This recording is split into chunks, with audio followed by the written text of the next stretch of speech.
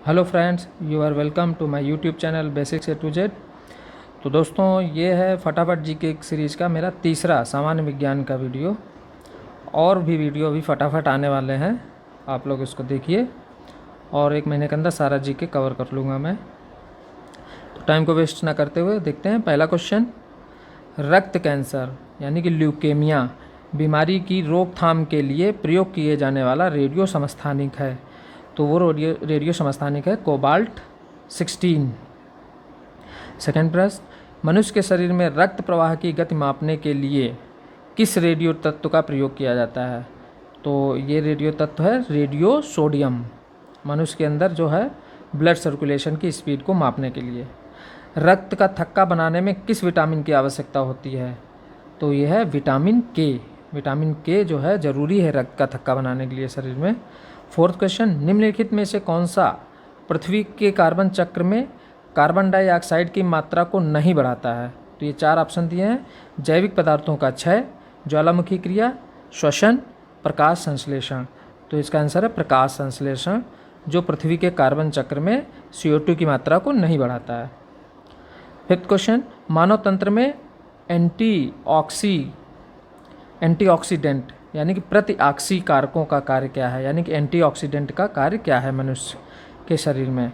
तो ये क्या करता है? ये मुक्त मूलकों के प्रभाव से कोशिकाओं को बचाता है। मुक्त मूलक मतलब फ्री रेडिकल्स जो शरीर में निकलते रहते हैं, उनको उनके प्रभाव से सेल्स को बचाता है एंटीऑक्सीडेंट्स। 6, किस अम्ल का प्रयोग बेकिंग पाउडर के निर्माण में होता है? तो यह है टार्टरिक एसिड।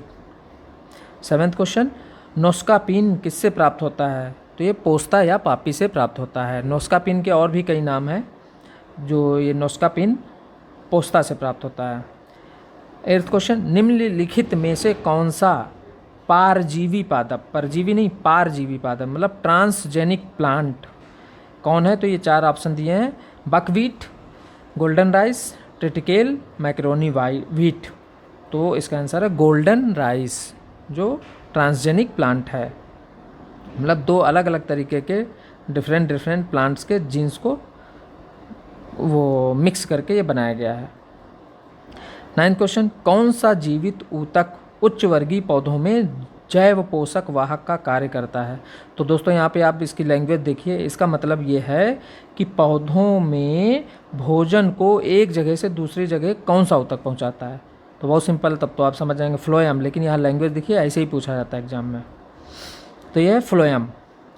10th क्वेश्चन है, चूहा विष के रूप में किसे प्रयोग किया जाता है? तो यह है केमिकल जिंक फास्फाइड का, है ना, जो रेड पॉइजन की तरह प्रयोग किया जाता है। 11th,